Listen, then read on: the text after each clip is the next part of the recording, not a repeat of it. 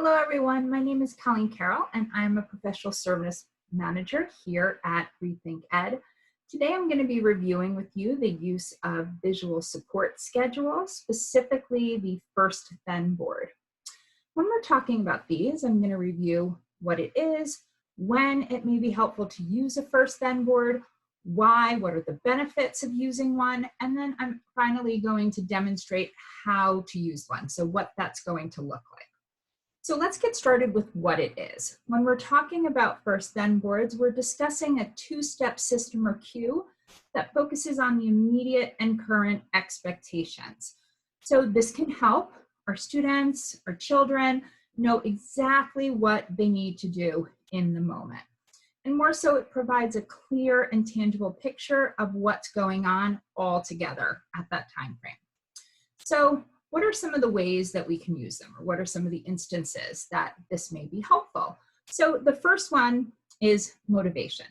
I'm sure we may be aware of a list of things or a few things that our children are far more likely to do and want to do more freely than others. These may be really fun things like going out for a bike ride or playing on technology, talking to friends on the phone, having a favorite snack, time on their own, whereas there may, on the alternate, be that list of things that they're less likely or less fun or motivating in their minds. And that could be a household chore, maybe calling someone that's not their friend, or reading a book, doing a work task.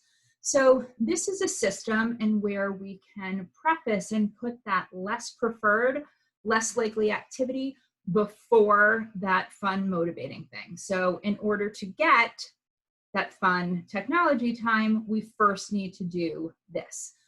We often refer to this as grandma's rule. So we may be familiar with growing up or even just saying ourselves, first eat your vegetables, then you get ice cream.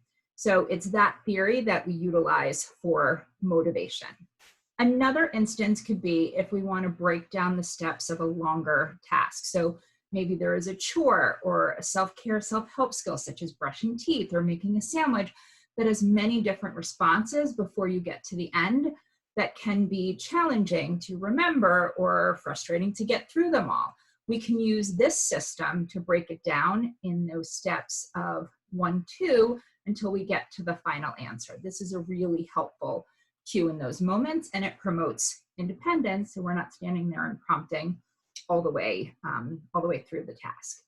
And finally, when we're following a whole schedule that gets through a natural occurring day. So this could be an AM routine or an afternoon routine, or what do we do at night, or what is our schoolwork going to look like? So here we can have a snapshot and capture, we're going to do this activity first, then it's followed by this. So it's that first then. So it really takes away any of those surprises and expectations of the day. So those are 3 instances in which it may be helpful and beneficial to use that first then board. Now, why? What are the benefits? So some of the things I have talked about. Impulsivity. It can decrease that impulsivity and increase that attention span because that predictability is there. There's not so many surprises and unknowns. In that, we can also decrease some frustration. If you have a schedule, so looking at that last example that I shared with following a daily schedule with what you're going to do from hour 1 to hour 2 or 3, if there's some flexibility, how about have your child, your kiddo, choose the order in which they want to do things? That can give a sense of control, which kind of eases some of that anxiety and frustration. We're also looking at building independence with the response. So if they're looking at this cue and being able to go through and move it through the steps of first and then, they can have that opportunity of doing it on their own and not requiring the assistance of an adult. It also assists with transition. So I'm going from activity 1 to activity 2. So it's not that verbal expectation coming from an adult, but it is coming from another scenario. So here's the board that they've set up where they can navigate their day. So here are some ways that it can be beneficial. And with the motivation, that then comes right after, immediately. So as soon as they finish that book, we're going to immediately give them access to what that second part is. So it starts to build up that rapport, and it improves that relationship and interaction between child and parent, so that we're following through with those rewards and expectations right away, as seen on the pictures. So now I'm going to show you how. So let's start with that first scenario. So here is my first then board that I made up. This is a simple Word document that I created. We can also write it. I've seen people use it on a dry erase board, simply putting the text on the top.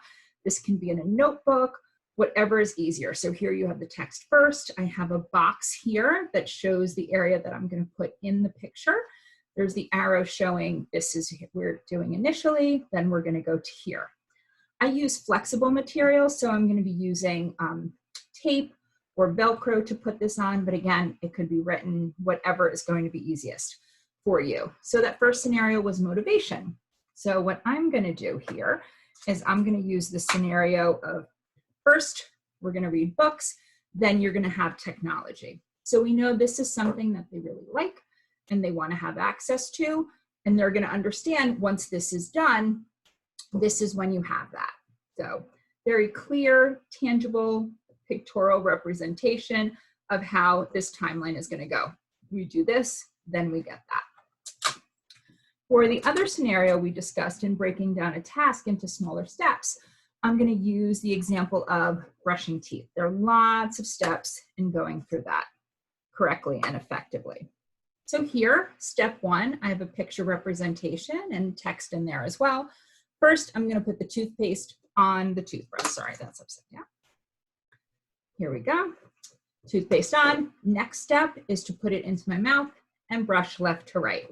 So now we know step one, step two. Now, if I want to switch to the next steps, I can simply move the then over here. And now this is my first step. I'm brushing my teeth left to right. Then I can brush front to back.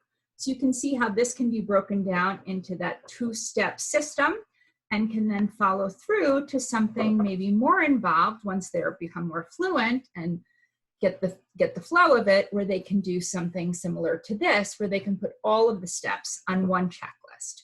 So these materials here that I'm showing you, the visuals that I've showed you so far, as well as some of these pictures here, these are all available on Rethink Ed within our resources tab under visuals and schedule. So feel free to pull some from there. This is just a few of the samples that we have available. So there's lots of great tools and resources for you in there to access. So here is our breakdown of steps. Now the final one was talking about a schedule overall. So what are I going to do at this hour of the day or this time frame? So here we can look at, I'm going to talk about a morning routine here. So I'm going to put in, and you can see in this sample, I have paired with words and pictures. So here we're going to first get dressed, and then we're going to go to breakfast. So it clearly represents what is my first activity, then I'm going to move on to this next activity. So I hope demonstrating how that's going to work, as well as sharing some of the benefits, how we can utilize it, and what a first then board is, has been helpful for you today. I also hope that you join us for further tutorials and how-tos in the future. Thanks so much for joining with me today. Have a great time.